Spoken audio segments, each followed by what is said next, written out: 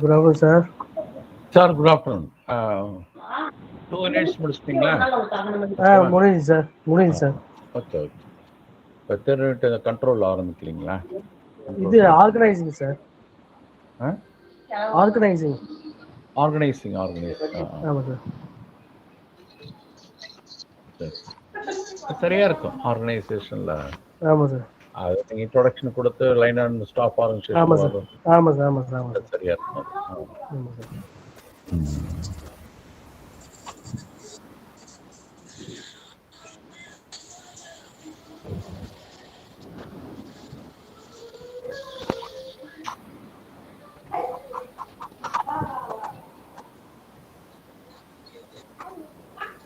Next week எப்படி நீங்க free தானே நீங்க?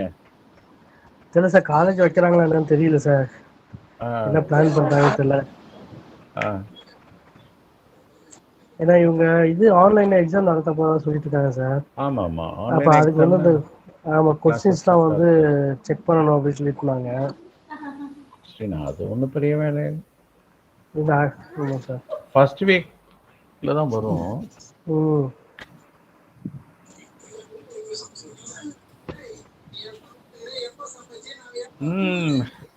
The dear student, don't enter your number, enroll number now. Only in the morning session. If you are attend the first time, you got to enter your name and enroll number. Ajitra, you are attend this first class. If you are attend the first class, you got to enter your name and mention your enroll number. Otherwise, every day. No, every day means every day the first session, not for the every session. Okay. First session of the subject. The first session means morning 8 o'clock, another day is 10 o'clock. Okay. It is enough.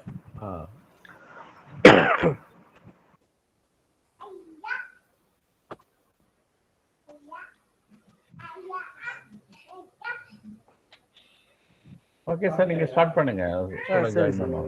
Okay, sir. Students, all the students are also give thanks to Dr. Venkatesh after completing this session. Okay. His section also, it may be completed on the 3 o'clock. 3:30. 2 to 3:30 is the last session for today.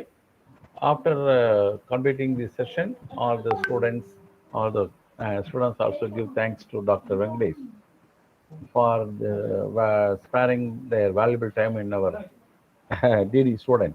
Thanks, sir. I thank you. Thank you, sir. Professor, thank you for thank you, sir. Spending your valuable time in our DD student. Okay, sir. Students, how is the class? How do you feel? Good, sir. Good, very good. What about this accountancy? Management accounting? Good, sir. Good, sir. Sir, will we get the presentations? These are very crisp. Dr. Venkatesh has been phenomenal. Amazing presentation, sir. Thank you. Thank you. Your feedback is very important. We are expecting this your feedback. It is only for support for our professor as well as myself also. I am also select the right person for the right time, for the right job. Yes, sir. So you are one of the most important person organizing everything in this time. So thank you. It is so seamless. What about this management accounting? Good, sir. Okay. Actually, sir is doing very well management accounting. Okay. He's explaining each and everything very Dear clearly. student, before attend the class, you got to go through this problem booklet. So the next week you come to attend this class. Before attend this class, you go through this booklet or the subject. Only for the bid IV of the subject before attend the class. It is easy to understand and observe the subject very easily. This is my suggestion. Okay. Thank you, my dear student. We will meet again. Now our pros are also ready to start the class. Can listen the class, they take the notes, and 3:30 our class will be completed. We got to left out from this link, and then you can join the 4 o'clock session after completing this session. Okay, thank you, student. Thank you. I will meet again. Thank you, sir. Venkatesh sir. Venkatesh Thank you, sir. Professor. Thank you, sir. Thank you, sir. Thank you, sir. Thank you, sir. Thank you. So I want to tell about your Venkatesh. Venkatesh is a management professor.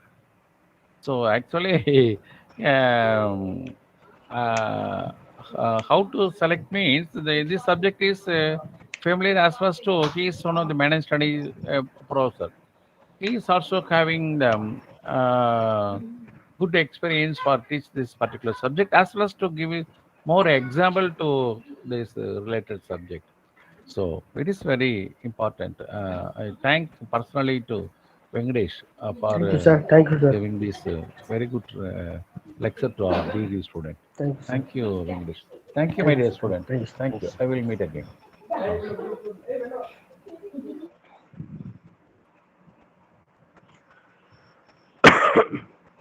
So, okay, we move on to the third unit. So, I will take off of this third unit, and again, I will that is recollect both second unit full and the third unit off. Right, okay, so the third unit, organizing. So, it is the term will be called as organization. So, you just say this organization. Organization is a collection of people working together in a coordinated and structured fashion to achieve one or more goals. So, this thing will be called as an organization. So, the thing is, you know very well that in organization, I already told you there will be some goals and there will be some objective, right? So, the things that is activities of the employee must be coordinated, so then only they can achieve the goal. So here, without the collection of people, it is not possible to coordinate the activities of each and every employee of a particular organization to achieve the goals. It is not possible, right? There must be some collection of people. There must be some collection of people. That collection of people must work together, and their activity must be coordinated, and it should be in a structured fashion. So with the help of that only, the organization can achieve the goals. So, and the other definition, organization is a system of consciously coordinated activities of force of two or more persons. So if there is two or more person, their activities should be coordinated consciously. So then only it will be called as organization. So just have it in your mind.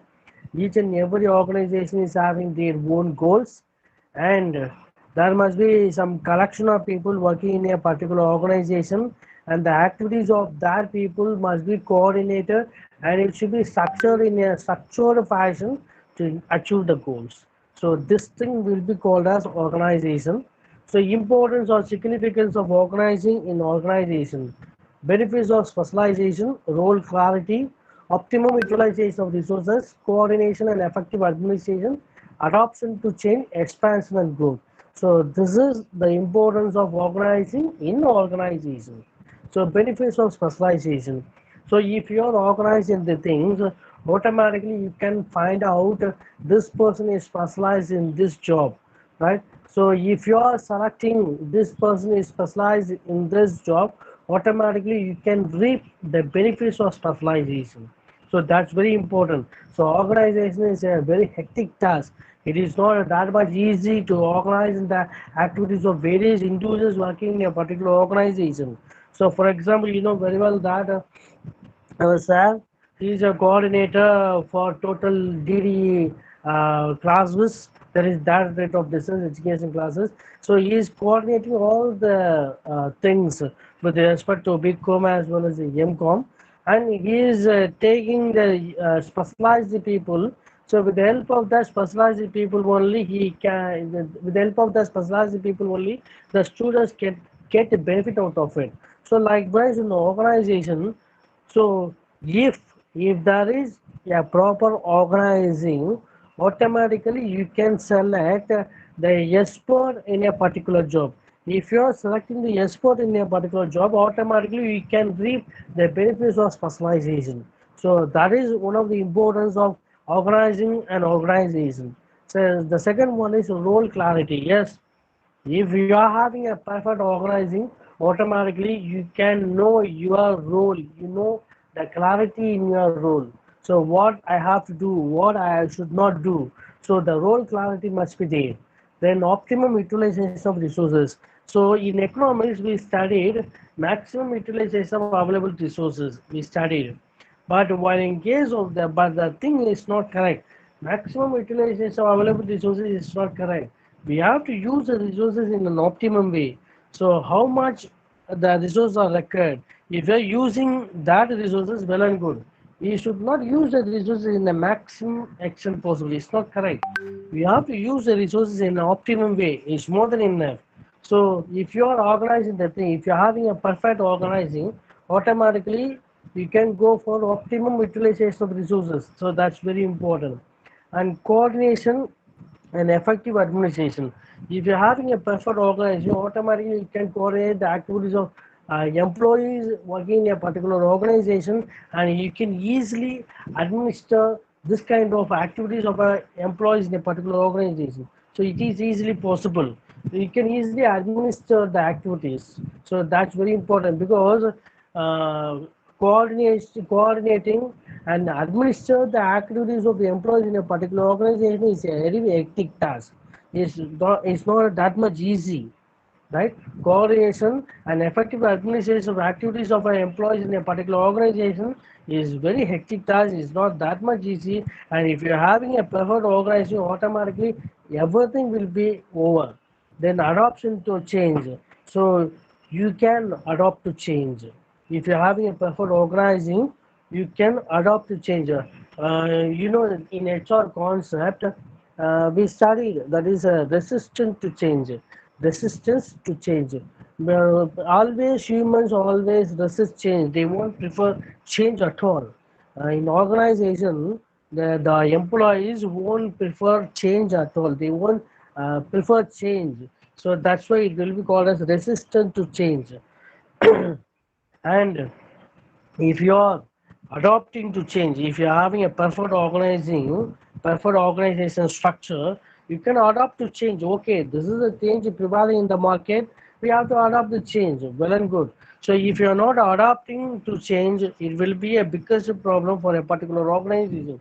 It's not correct. We have to adopt the change. So even for us also, we have to adopt the change. So in yesteryears, we went to college, we sit in the bench, we listen the class of a teacher through offline. That is, we are seeing the face of the teacher and we are listening the class of our teacher.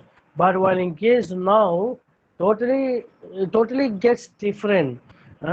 We didn't expect this kind of practice that we are following, but we are following, and you are somewhere else. Most of the people are from, I think most of the people are from Kerala and some other places, right? I am in Tamil Nadu, and everything gets a coordinator. So that is very important. That is a miracle that we people are facing this. So we are adopting to change. In yesteryears, we went to college and we people are listening the words of a teacher. People are taking the notes of the teacher, right? Likewise, we practice nowadays through online. We are taking whatever we like. So that is adaptation to change. So we are adopting to change and expansion and growth. Expansion, if you're having a perfect organization, automatically you can have expansion and growth. So that's very important. So this all the importance of organizing and organization. Then principles of organization, principle of unity of objective. So when there is a contradiction among different levels of group, desired goals cannot be achieved. So there must be principle of unity of objective. That's very important. If there is no unity of objective, if there is no unity of goals, and the goals, each and every individual is having their own goals, it cannot be achieved. So each and every individual in a particular organization They must have their goals, and it should be very unity. So then only the desired goals can be achieved. Otherwise, it can't be achieved. And principle of specialization: an employee takes a special type of knowledge and skill in any area. It is known as specialization. You know very well that if you are expertise in a particular skill, if you are expertise in a particular knowledge, it will be called as a specialization. So if you are having a perfect organizing, you can reap the benefits of specialization. And principle of coordination: coordination can be obtained by group effort that emphasize on unity of action. So it's a group effort. You are going to coordinate a group effort. So you are going to coordinate the effort, you are going to coordinate the group effort. So if you are coordinating the group effort, automatically there will be native actions will be there. So that is the principle of coordination. And principle of authority. Authority is a kind of right and power through which it guides and directs the actions of others so that organizational goals can be achieved. So you know very well that authority means using the power. So using the power, so with the help of the power, they can issue orders, they can pass instruction. So that is authority. So if there is authority, automatically responsibility flows in the hand. So with the help of authority only, the organizational goals can be achieved. So this is principle of authority. And again, the principle of responsibility. I already told you that without authority, no responsibility. If there is authority, responsibility flows in your hand, right? So if you're having a perfect organization, if you're having a perfect organizational structure, you can see the principle of responsibility. Yes, this is my authority, and this is my responsibility, and I have to do that, right? So for example, they have given me the authority to take a subject of management concept. So if they are giving me the authority, right? So once for all, if I receive the authority, automatically responsibility flows in my hand. Yes, I have to complete the syllabus within that particular period. So this is my responsibility. So the same practice will be followed in the organization also. So if there is authority, automatically responsibility flows in the hands of a particular employee, right? Without responsibility, no authority. Without authority, no responsibility. Then principle of delegation. Delegation means transferring the authority and creation of responsibility between the superior and the subordinate. Yes, if I am having some authority, I have to transfer that authority and responsibility to my subordinates in order to accomplish the task. So that will be called as delegation of authority. I am delegating my authority to my subordinates in order to achieve my task. So that will be called as principle of delegation.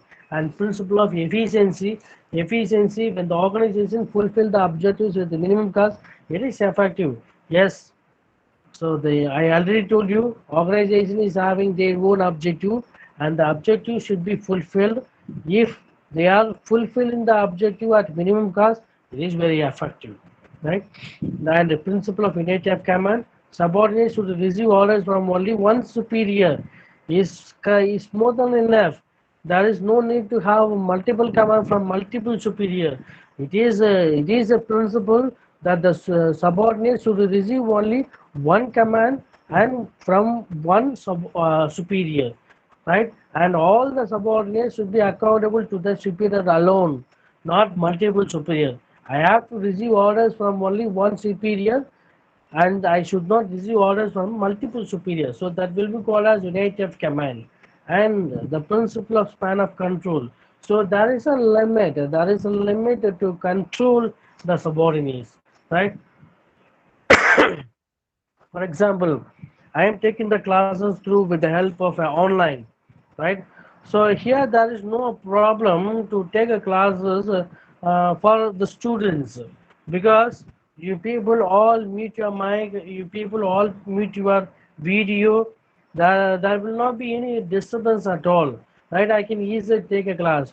So while in case of offline, if I see 70 people, 70 students or 90 students or 100 units is very tough task to take a class.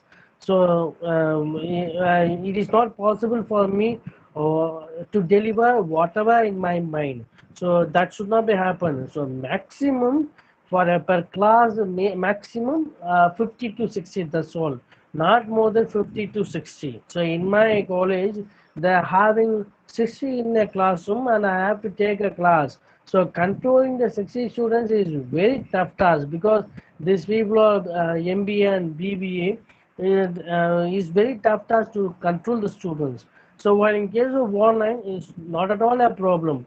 So you people mute both video as well as audio, and you people are listening my words, right? That's all, and I can easily complete. I can easily deliver whatever the thing in my mind. So that is the thing. So likewise, the span of control, that is a numerical limit.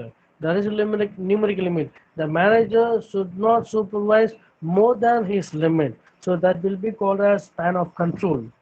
Then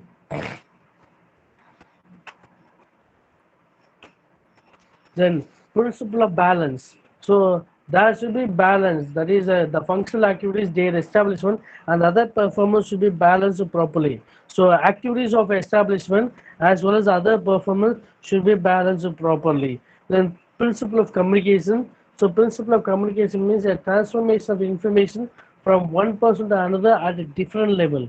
So the communications must be there. So what type of communication means the information, that is the transformation of information. For example, I have to transform my information to my subordinates. So that will be called as the principles of communication and the principle of personal ability. So we know very well that for organization, human resources is very much important, and after selecting the particular individual, the management should give training and development program. So then only the employees' skill will get enhanced. So that's very important thing. So normally I tell my students that if the particular organization is not giving importance for human resource, automatically that particular organization will close in future. So the organization should give importance for employees. So that's very important. And you have to encourage the employees to work in a particular organization. So that's very important. If the organization is not giving importance for its employees, very soon the organization will be closed. So that's very important. So likewise, the principle of personal ability. So we know very well that for organization, human resources is very much important. And after selecting the human resources, you have to provide proper training and development program in order to enhance the skill of the employees. So that's very important. So again, I am saying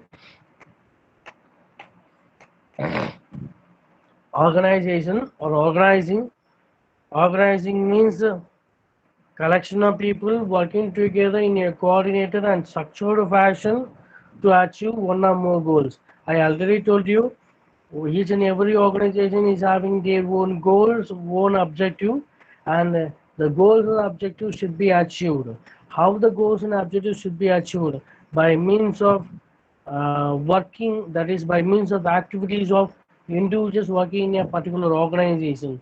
So everything, the activities of a particular organization, the activities of the employees of particular organization should be coordinated and it should be in a structured fashion. So with the help of that only you can achieve goals. Otherwise it is not possible at all.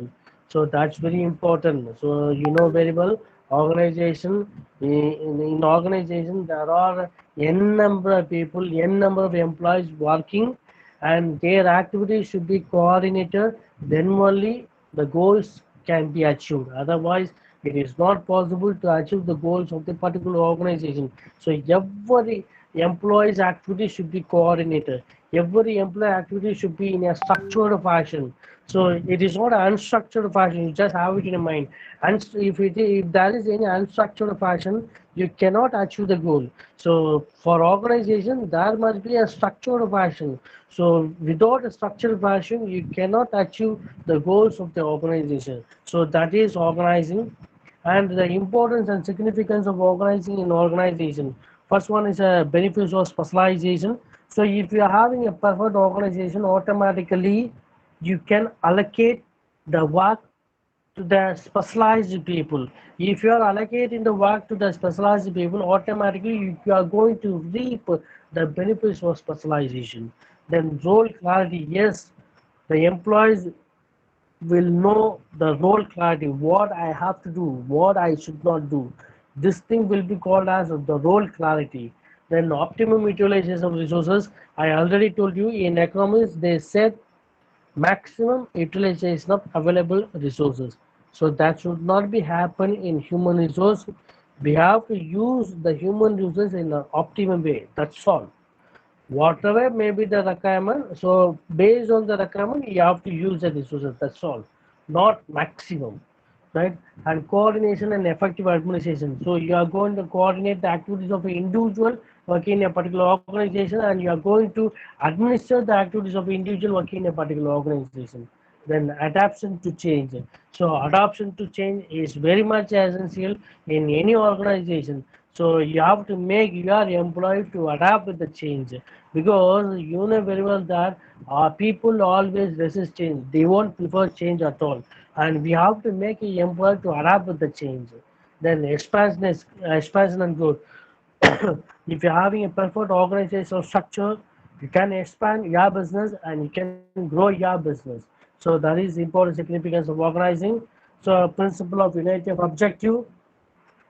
So when there is a contradiction among different levels of goals, these goals can't be achieved. So the goals of each and every individual should be similar, because their personal goals may vary, but while in case of the goals with respect to organization, it should be similar.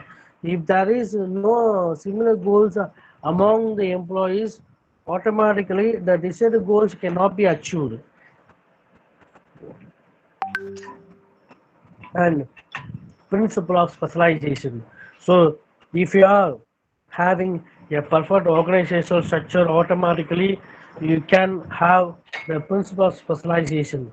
So you are going to take expertise people based on the knowledge and skill in any area. So that will be called as a specialization, and you can reap the benefits of specialization.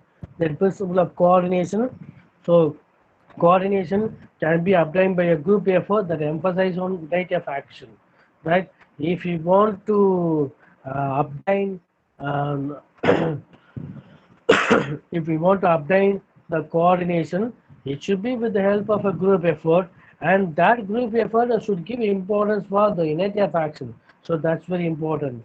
And the principle of authority.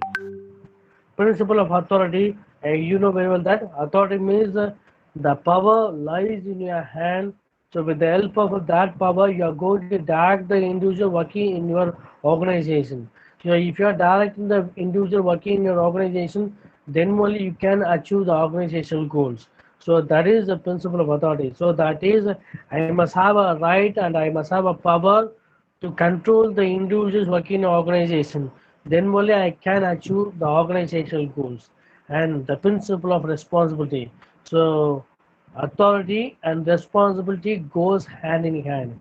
Without authority, no responsibility. Without responsibility, no authority.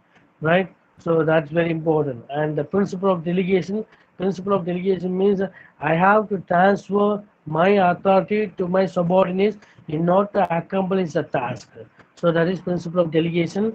The principle of efficiency. So you have to achieve the company's objective at a minimum cost. If you are doing so, it will be called as a efficiency. And principle of unity of command. Unity of command means you have to receive orders from only one superior, not multiple superior. If you are receiving orders from multiple superior, automatically you will have some confusion, you will have chaos in your mind, and you won't follow the orders of superior. So that should not be happen. There must be a single superior, and you have to receive the orders from only one superior. That's all. And principle of span of control. Principle of span of control means I can supervise this much of individual. That's all. right? I cannot control more than the limit. So that will be called as a span of control. Then principle of balance. So that should be balance. So in what kind of balance means the activities of establishment as well as the performance should balance properly. Then principle of communication. Principle of communication means transformation of information from one person to another at different level. So I have to transform the information from myself to you. So that will be called as a principle of communication. And principle of personal ability, I already told you that for an organization, human resource is important. And if you want to have a perfect organization, there must be a proper selection. After selection, you have to provide proper training and development program. So then only you can develop the skill of the employees. So that is principle of personal ability. So this all the principle of organizing. Then the types of organizing. First one, the formal organization. Formal organization means everything should be clearly defined. The structure of jobs, the position, the function, authority, responsibility, everything should be clearly defined. So the formal organization is a goal-oriented entity that exists to accurate the efforts of individual. It's a goal-oriented entity. The formal organization is a goal-oriented entity. The goal-oriented entity means that particular organization orient towards the goals. The particular organization work towards the goals, and and the and they are expecting accurate effort of individuals, and the structure jobs position will be clearly defined, the responsibility will be clearly defined, the authority should be very clearly defined. So this thing will be called as a formal organization. So formal organization is a goal oriented entity. So the entity, they are giving importance only for the goals, and they will coordinate the efforts of individual, and everything should be clearly defined. The jobs, the position, the function, responsibility, authority, everything should be clearly defined. So that is a formal organization. You just see the definition given by Chester Bernard. Formal organization is a system of consciously coordinated activities of two or more persons towards a common objective. So consciously coordinated. So two or more individuals are working in a particular organization, and their activities should be consciously coordinated in order to achieve the common objective. So that will be called as a formal organization.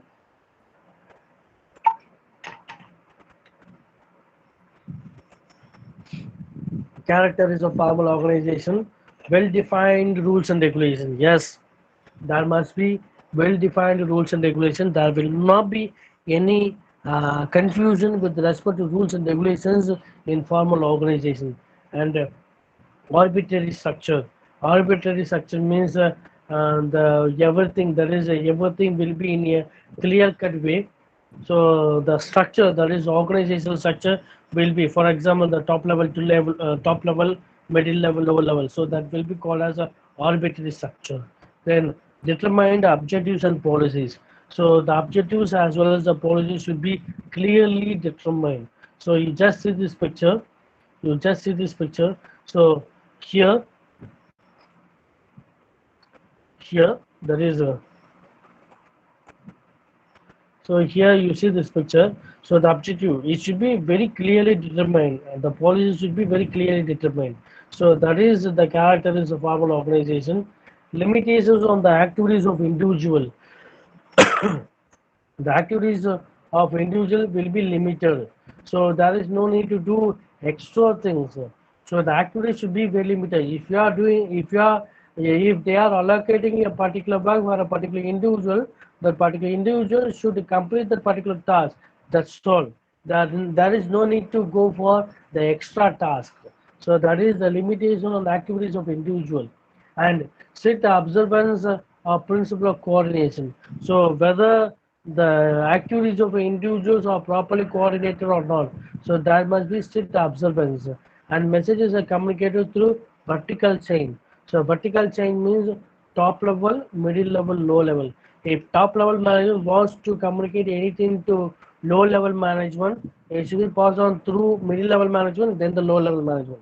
And if the low level management wants to communicate anything to top level management, it should be through middle level management, then the top level management. So that is a vertical chain. Vertical chain means top to bottom, right? So limitations of formal organization: limited flexibility, slowness of processing, communication barrier, quality of decision, slowness in problem detection and processing. So limited flexibility, because it is a formal organization and you can't see flexibility, right? The flexibility will be very limited, and slowness of processing. So the process, so the everything, whatever may be the thing, the process will be slowed. Then there will be some communication barrier, right? For example, if low level management wants to communicate anything to top level management, there is a communication barrier. The middle level management will be a communication barrier. They won't allow to talk with the top level management. So that should not be happen. So in companies, normally they prefer only the formal organization structure, and they won't follow open door policy. They won't follow open door policy. If they are following the open door policy, any employee can go to the manager and they can talk whatever they like. So that should not be happen. So open door policy is not correct policy in certain circumstances. You know? So that is the thing. Then quality of decision. So sometimes the decisions may not be quality, because it is passed on through different levels, and the decisions may not be a quality. And slowness in problem detection and processing. So you can't detect the problem. There will be some sluggishness, and you cannot process the problem easily because it is a formal organization, and you won't find the problem.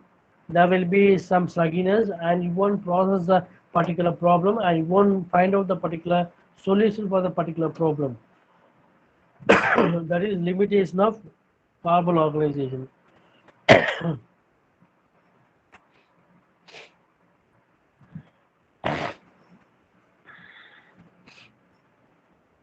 Again, the formal organization. Formal organization is a goal-oriented entity. Entity means the company. So the company orient towards the goal. They won't give importance for the personal issues or personal problems. They will give importance only for the goals, whether the particular entity moving towards the goals or not. If the particular entity moving towards the goals, it will be called as a formal organization, right? So a formal organization is a goal-oriented entity that has exists to accurate the efforts of individual. So the efforts of individual should be accumulated. The efforts of individual should be very accurate, and the structure, jobs, position should be clearly defined. The responsibility, the authority, everything should be clearly defined. There will not be any problem in formal organization, because everything, the jobs, the position, the functions, the responsibility, authority, everything should be clearly defined. If there is any clear cut definition with respect to the function, responsibilities, and authority, automatically there will not be any problem in formal organization, right? So formal organization is a system of consciously coordinated activities of two or more persons towards a common goal. So that is very important. So the formal organization, they are working towards the goal.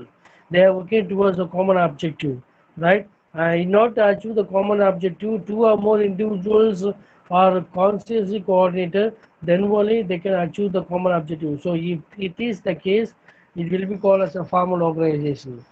Character is a formal organization. First one, well-defined rules and regulations. Yes, in formal organization, well-defined rules and regulations. No hidden rules and regulations. Everything, every rules and regulations should be well-defined. And arbitrary structure means there is a um, there is top level, middle level, and low level. So there is arbitrary structure. Then determine objectives and policies. So objectives and policies must be clearly determined. Limitation or activities of individual. So the activities of individual will be very much limited. So the formal organization people, they will tell you this is your work. If you are complete the work, you just move away. So the activities of an individual will get limited. So that is limitation of individual activities of an individual. Then strict observance of principle of coordination. So principle of coordination, that is very well that coordination is not that much easy task, and you have to coordinate the individual. Right? If you are coordinate the individual, automatically there must be a strict observance. So whether the principle of coordination is following or not, so there must be strict observance. And messages are communicated through vertical chain. Yes, messages, whatever may be the message, either from top to low, top to bottom, or bottom to top. So every messages should be communicated through vertical chain. And the limitations of formal organization, limited flexibility, slowness of processing, communication barrier, quality of decision, slowness of problem detection and processing. So these are all the limitations of formal organization. So informal organization is a interlocking social structure that governs how people work together in practice. So in formal organization, they gave importance for the goals, they gave importance for objective. So while in case of informal organization, it is an interlocking social structure that governs how people work together in practice. That governs how people work together in practice. How these people are working, because it is interlocking social structure. So how these people are working in practice. So that thing will be called as informal organization. You just see the definition. Informal organization is a network of interpersonal relationship. So that's very important. Interpersonal relationship that arise when people are associated with one another. While in case of formal organization, they will give importance only for the goals. While in case of informal organization, they will give only for interpersonal relationship arising around the people. So that's very important. So that is the informal organization. Benefits of informal organization, work group satisfaction. Yes, if there is an informal organization, automatically the employee will feel happy and they will get satisfaction out of it. Then lighter workload for management. So no heavy workload for management. Every workload will be taken care by the informal organization. Practice better total system.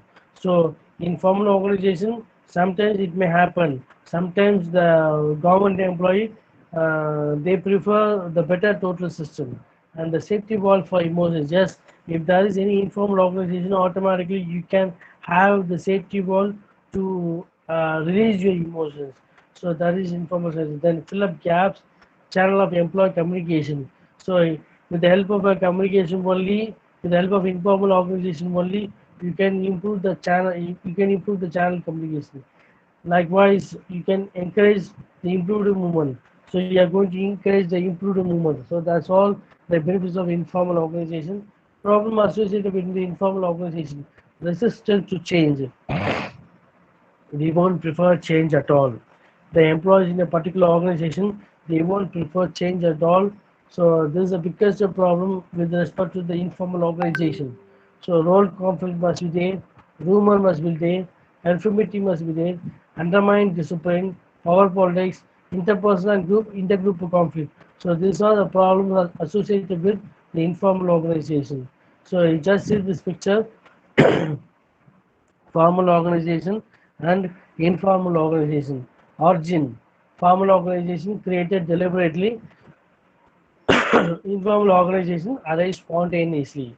Nature: planned and official, informal organization unplanned and unofficial.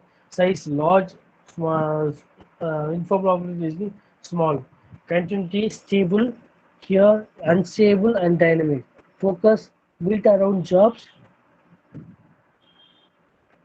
built around people and their roles. Goals: profit and service to society, satisfaction member. Influence process, legitimate authority, power. So these are the difference between the formal organization and informal organization. So origin, the formal organization created deliberately. We are going to create the formal organization structure. While in case of informal organization, it arises spontaneously. So there will not be any problem. Then the nature, everything will be planned and everything will be and everything will be official. But in case of informal organization, only unplanned and unofficial. Size, size of the, if it is a large size, formal organization, if it is a small size, informal organization. Then formal organization, continuity, formal organization structure. So continuity must be there, and the formal organization will not be there. So in case of a formal organization, or in case of informal organization, the unstable and dynamic, unstable and dynamic. Focus, here they will give importance only for jobs, while in case of informal organization, they will give importance for the task in front of the employees. Then goals, profit and service to society. So these people will create profit, and these people will create will give provide service to the society. So while in case of informal organization, they give importance for, they give satisfaction among the workers. Then influence process.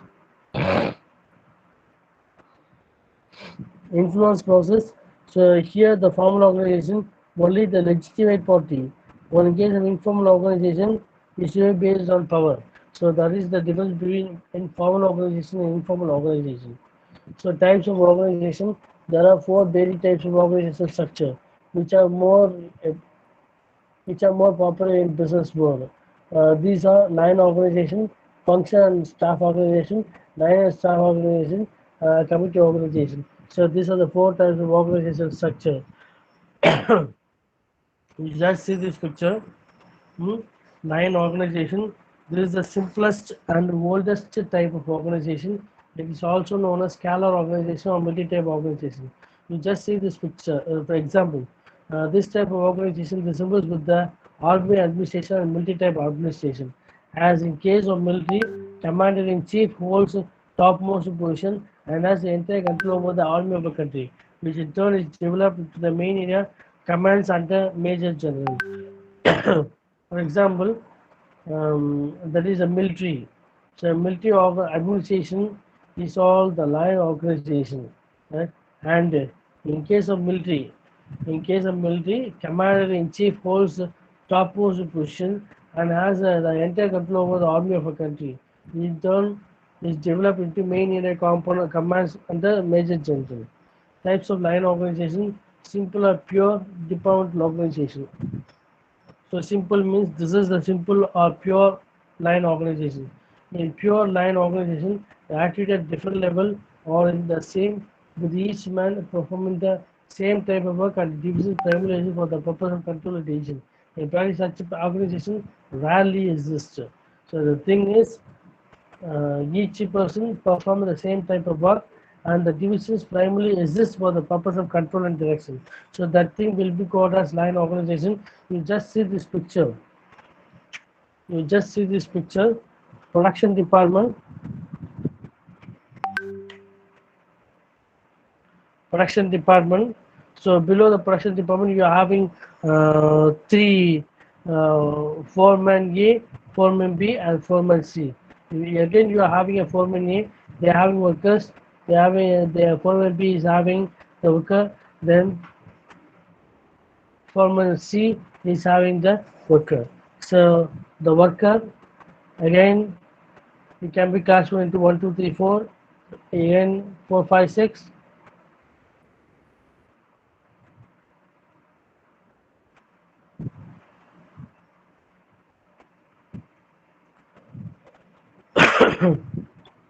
And this is foreman C. So here also foreman C, they are having workers with 1, 2, 3, 4. So these people, that is each man performing the same type of work and division primarily for the purpose of control and direction. So these 1, 2, 3, and 4, they are doing the same type of work and they exist for control and directions. So exist for control and directions.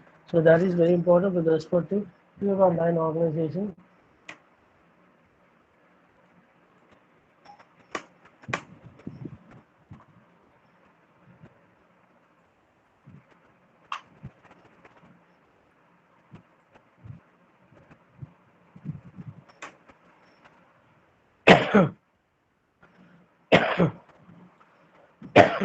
And the second one is a departmental line organization. Under this organization, an organization is divided into various departments headed by different department head.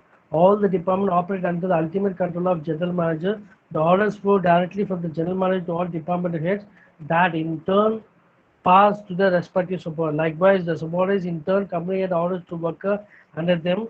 The various department heads will be perfectly independent of each other and they will enjoy the equal status. The central idea in the formation of such department is no similar dissimilarity of functions and activities, but unity of control and line of authority is responsible from top of the management to the bottom. So, for example, you just have it in your mind.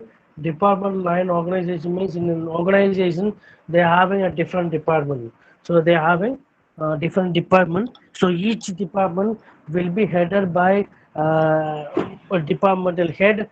All the department under the ultimate control of general manager. For example, you know very well that in organization they are having production, marketing, HR, finance, CNPR. So there are small, just for example, I am saying. So these are the departments. So this department will be each and every department will be headed by one departmental head.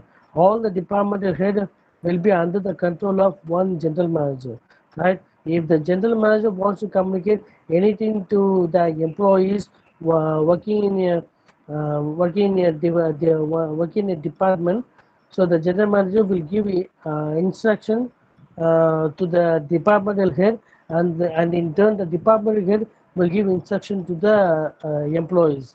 So likewise, if the employees wants to communicate anything to that is general manager, he has to pass the information to departmental heads, then only to the general manager. So that's very important here. Departmental heads will be perfectly independent of each other. So they are independent of each other. They are not dependent because they are enjoying the equal status. So each and every departmental heads they are enjoying the equal status. So um, and there will be similarity or dissimilarity of functions or activities, but the unity of control and authority responsibility from top of the organization to the bottom. So unity of command, unity of control means only one superior and only one control, authority and responsibility. So everything flows from top to bottom.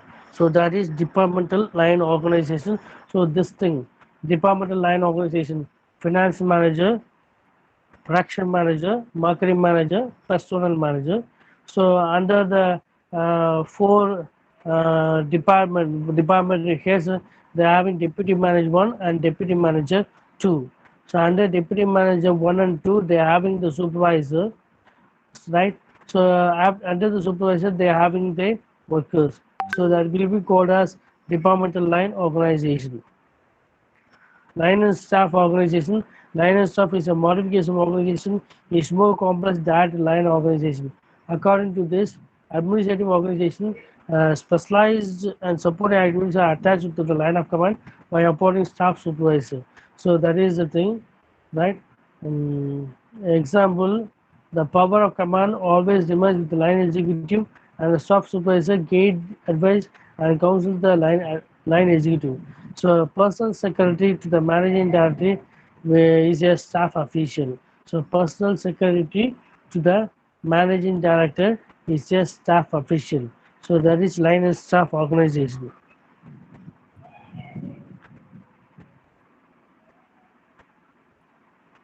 So the line and staff organization, president. So below that you're having a legal advisor, right? So below that you're having a legal advisor. So they are having vice president sale, and then vice president production, vice president finance, right? In the vice president production, they have a production supervisor and production. There will be a production supervisor and vice president finance, deputy vice president finance. They're having departmental head, right? Here you just have it in your mind the star legal advisor. So these people will be called as the staff authority.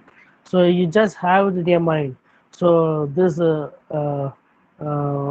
line will be called as a line authority, and this daughter line will be called as a staff authority.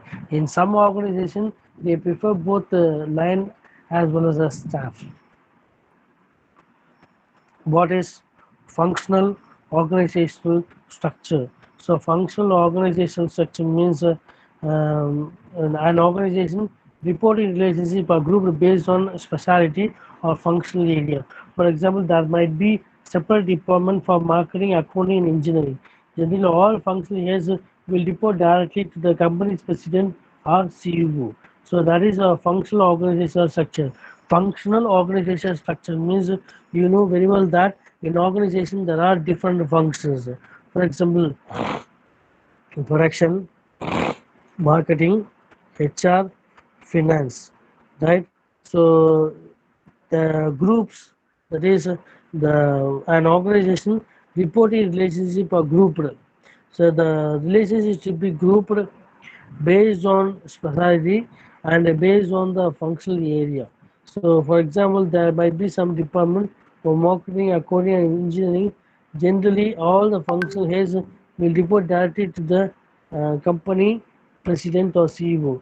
Right? So they're having n number of departments. So every department head, so they report to company's president or CEOs. So this is centralization and versus decentralization. So centralization, we know well that in the center of that picture, so you can see one individual with a limited authority. But in case of decentralization, no centralization, so everything they can act on their own. So that is a legal, that is a decentralization. Key difference between centralization and decentralization. So here unification of powers and authorities. So unification of powers and authority means in the hands of high level manager known as a centralization. Right? So unification of powers and responsibilities. So that's very important. If the organization is very big company, and they are going for working. So and there should be some unification of powers and responsibilities. So decentralization means disposal of powers or authority by top level to functional level management. Yes, there should be disposal of powers and powers and authority. So if you are disposing the powers and authority by a top level to the functional level management, automatically there will be some problem. And centralization is a best for small size organization. But in case of big size organization, decentralization is okay. But in case of small size organization, centralization is okay. So that's very correct. Hmm. So formal communication exists in centralized organization. Informal communication exists in decentralization. So there is there is a decentralization. In centralization, due to concentration of powers in hands of a single person. So in centralization, the powers are in the hands of a single person. While in case of decentralization, the powers are taken much close to the actions. So that is a decentralization and decentralization difference. So there is a full leadership and coordination in centralization, while in case of decentralization, they shares the burden of top level manager. So that is the clear-cut difference between centralization and decentralization. So when the organization has adequate control over the management, so if the organization do not have adequate control over the management, the centralization for centralization is implemented. Whereas when the organization has full control over the management, decentralization is implemented. So if there is in the set circumstances in the centralized company, the organization may not have independent control While in case of a decentralized company, the organization has full control over the management. So that's very important. That's very important, right?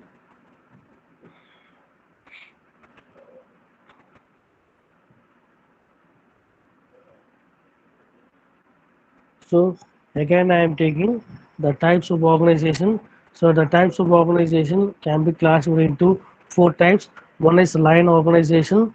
The second one is functional or staff organization. The third one is line and staff organization. The fourth one is a committee organization. Right?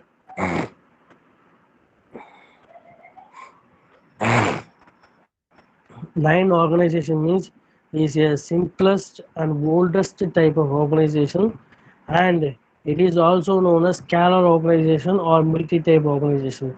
It is the oldest type of organization, and this type of organization followed in a military. That's all, right? So an important characters of such organization is superior subordinate relationship. Superior delegates authority to other subordinates and so on. So forming a line from very top to bottom organization structure. The line authority so established is referred as line authority. Under this the type, organization authority flows downwards, responsibility move upwards in a straight line. Scalar principle and indirect commands are strictly followed in the organization.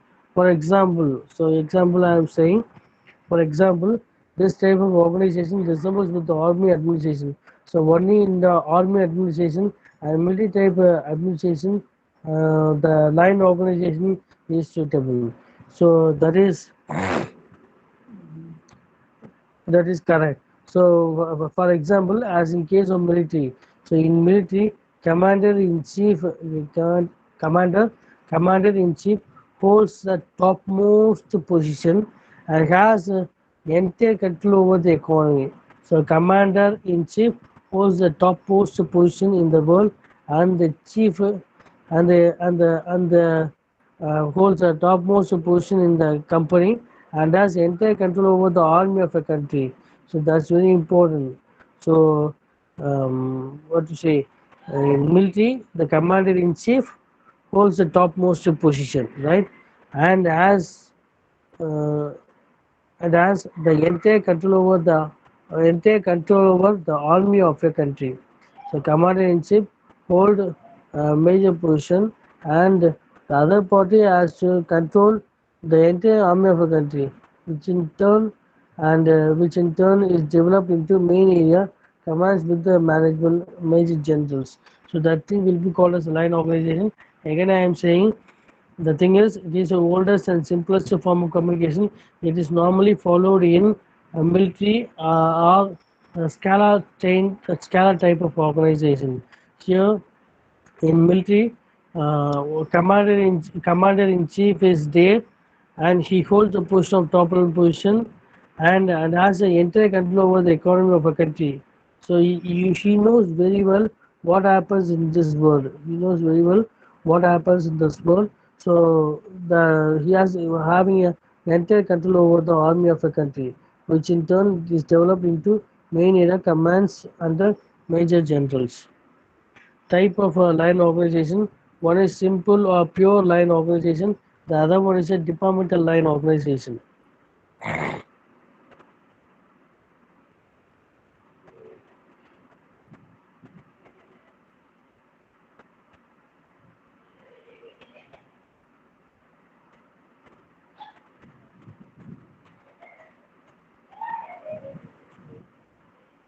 So simple organization, department line organization. So simple or pure line organization. In pure line organization, the activities are the same, which each man perform the same type of work, and the division primarily exists for the purpose of control and direction. In practice, such type of organization rarely exists. So the thing is, for example, the production manager is there. Under the production manager, they are having foreman B, foreman C. Under the under foreman A, foreman B, foreman C. Under they are having workers. So workers are segregated into four. The foreman B, the workers are segregated into four. and pharmacy also 4, right? So here everyone they are doing their work, they are doing only the similar work, right? They are doing the work and they are doing the similar work. So in this type of organization, they can easily control and they can easily direct the individual. So that is a simple or pure line organization. So departmental line organization means you know very well that in organization there are n number of department, production, marketing, finance, HR. That each and every department they are having their own objective. That each and every department is having their own objective, and the departmental head for example, if the employees wants to communicate anything to top level management, it should be go with the departmental head. After the only it should that particular employee will move to CEO. While in case of the low level management, if they want to communicate, anything to top level management, it should be passed on to middle level manager. Then only they will give they will give information to the top level manager. So that is departmental line organization. Just have it in mind. The organization they are having n number of department, n number of department. So finance, production, marketing, HR. Likewise, they are having n number of department. So based on the department, they have to work. So based on department, they have to work, and the department head will be responsible for one CEO. If a CEO wants to communicate anything to anything to the students, it has passed on through the department heads, then to the students. If a student wants to communicate anything to that is a CEO, it should be passed on to department head, then only the CEO. So that is departmental line organization. So you just see this picture, departmental line organization. Here you are having finance manager, production manager, marketing manager, personnel manager. So under this four, they are having a deputy manager one and deputy manager two. Under deputy manager one and two, they are having supervisor, supervisor, supervisor, supervisor. Under supervisor, they are having workers. So that is with respect to the departmental line organization. So departmental line organization means each and every department is having their own goals, own objective, and it should be headed by the departmental head. If a department, if the employee wants to communicate anything to the CEO, it should be passed on through middle level manager, then only the first line manager. So while in case of the low level manager, that is low level employee, if they want to communicate anything to top level manager, it should communicate to middle level manager, then only top level manager. So that is a departmental line organization. So line and staff means you just see this last line. Personal secretary to the managing director is a staff official. Personal secretary to the managing director is a staff authority. For that you can see this picture, right? President is there. President to legal advisor is a line authority, right? President sales to vice president and vice president production and vice president finance. Just have it in mind. So the president he can look after the legal advisor, he can look after the vice president sale, look after vice president production, look after vice president finance. So the black line will be called as a the black line will be called as a line, and the dotted line will be called as a staff authority. So in no way or other, the legal advisor will not be a line manager. So because it is a staff advisor, it is a staff advisor, so legal advisor. So the relationship between the president and the legal advisor is a line authority. The legal advisor and legal advisor is that is a line authority.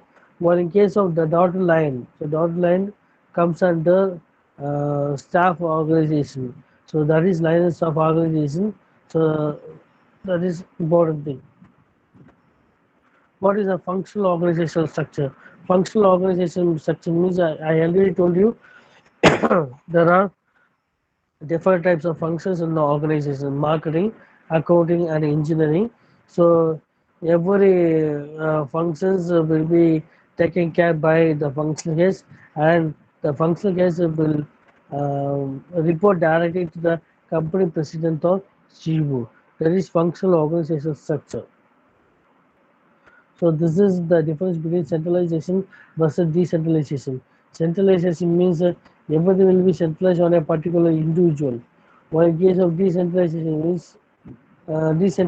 means the worker will work according the worker will work based on the needs and requirements of the particular organization. So that thing will be called as a decentralization.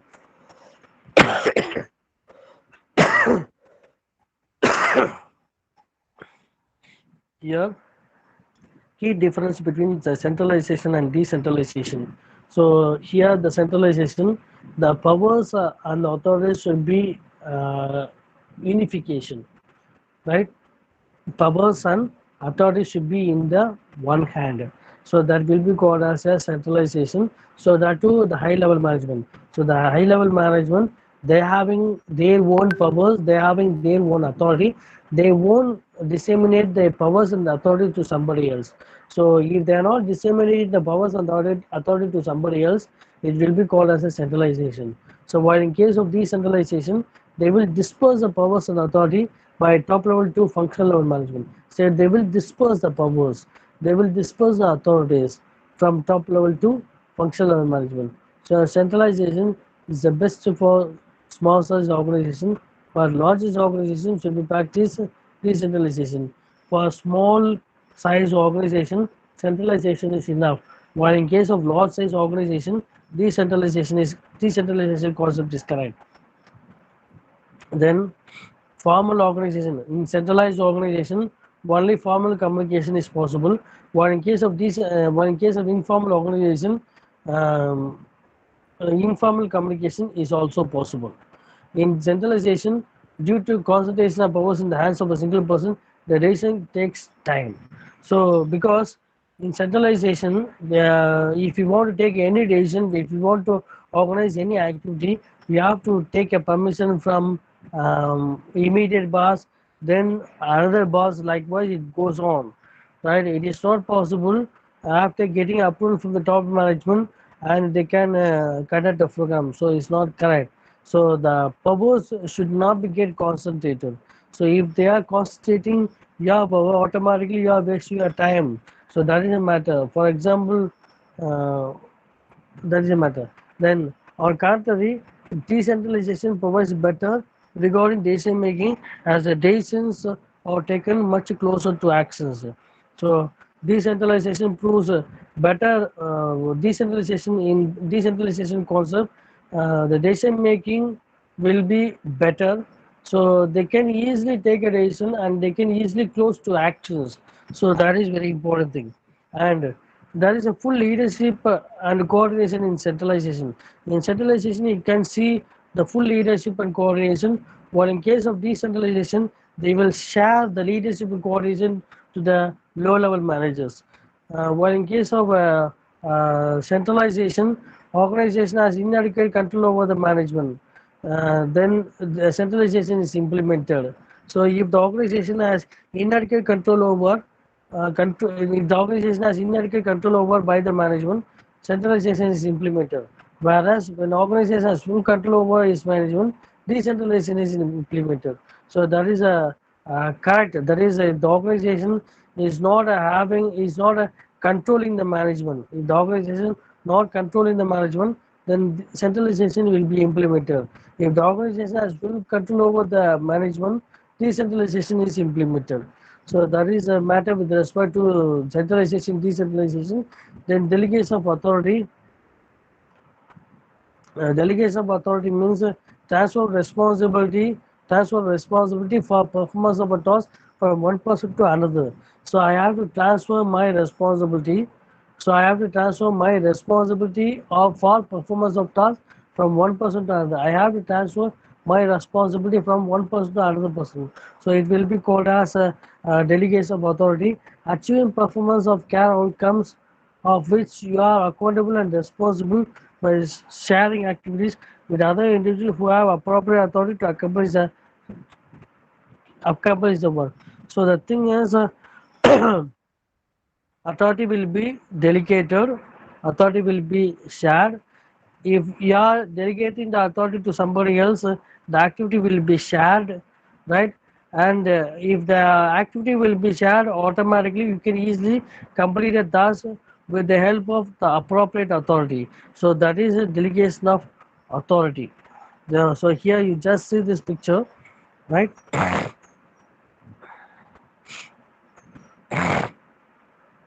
Authority, then responsibility. So if you are having the authority, it goes to responsibility. If you are having the responsibility, it goes to control. So control means again the authority. It's a delegation triangle. So authority to responsibility, responsibility to control, control to again authority. So it's a triangle. So it's a delegation of authority triangle. So here you are having certain principles that should be followed for delegation. So there are four principles that gauge for effective delegation. Assignment of duties according to the expected results. So based on the results, the duties will be should be assigned. So that's very important. So if you are not knowing the expected results, you should not assign duties to the particular individual. So that's very important. And there should be equality and equality of authority and responsibility while assigning duties to subordinates. So there must be some equality in authority and responsibility, right? Because you are going to delegate the powers to your subordinates and you have to give your authority so and responsibility while assigning duties to the subordinates. So that's very important. And clarification of limits of authority is very important. You must clarify this is your limit and this is your limit of authority. If you are not clarified the limits of authority, automatically the other individual will uh, overtake you and it will create some problem. So that should not be happen. So clarification of limits of authority is very much essential for effective delegation. And unity of command should receive from only one superior. So I have to receive orders from only one superior. I should not receive orders from multiple superior. So that is very important. Then five rights of delegation: right task, right circumstances, right person, right direction, right to supervision. So this is five R's, five rights of delegation. Right task, one that is delegable for a specific patient. So the delegation. So here you should not call it as a patient, one that is delegable for a specific individual. So the task should be delegable to only one individual. So that is a right task. So right circumstances means based on the circumstances, the authority should be delegated. Then right person, right person should be delegated to do the right job. So that is a right person. And the right direction communication, clear, concise description of tasks, including objective, limits, and expectations. So the direction should be clear, the direction should be very concise, and it should describe the task. So that's very important with respect to right direction and communication. And the right supervision, appropriate monitoring, evaluation and intervention as needed. So you have to monitor, that is the top level manager. If you want to have a right supervision, there should be appropriate monitoring and there must be some evaluation, there must be some intervention is needed. So these are the things with respect to 5 hours. Then delegation process, define the task. So you have to define. So this is a task that you are going to do. So that should be defined and decide on the delegate. So how to delegate the authority? Then again determine the task, So reach an agreement. So both yourself as well as your subordinate, both of you just reach an agreement how the work is to be done. So that is very important. And monitor performance. So after delegating the authority, after reaching the agreement, you have to monitor the performance of a particular individual. Suppose if the performance is good, well and good. If the performance is not good, you have to provide the feedback to your employee. So that is all with respect to the delegation of authority. Then advantages of delegation. Successful delegation results too. If you are delegating the authority, you can make work easier, you can improve efficiency, you can increase the employees' effectiveness, you can develop the employee, you can ensure the right people to do the right job. So these are the advantages with respect to these are the advantages with respect to the delegation. So you can easily make work easier, you can easily complete the task. If you are delegating your authority to your subordinate, you can easily complete the task and you can improve the efficiency. So efficiency is very much important for any organization. So you can easily improve the efficiency and increase the employee's effectiveness. So employee effectiveness, I already told you, efficiency means anybody can do the work is efficiency. Effectiveness means how perfect that we are doing the work will be called as a effectiveness. So you can increase the employee's effectiveness. You can develop your employee by means of delegating the authority to your subordinates. You can develop your employees and you can ensure that right people to do the right job. Yes, you have to ensure. So we have already delegated the authority and you can ensure whether I have adopted right people to do the right job. So that's very important. And disadvantage of delegation, frailty of human life. So frailty of human life means they won't concentrate on, they won't give importance for human life and familiarity with the art of delegation. So if you are not familiarized with the art of delegation, automatically it will create some problem and incapacity of subordinates. So if your subordinate is having incapacity, it will create some problem. So this all with respect to delegation. So remaining things, that is the fourth unit as well as the fifth unit, we can see in the next week. Okay, so with this we will stop. Remaining class we will see in the next class. Okay, thank you very much. Thank you, sir. Thank you, Thank you, sir. sir. Thank you, sir. Thank you, sir. Thank you, sir. Thank you. Bye. Thank you, sir. Thank you, sir. Thank you, sir. Thank you, sir. Thank you, sir. Thank you. Thank you. Thank you, sir. Thank you. Thank you. Thank you, sir. Thank you.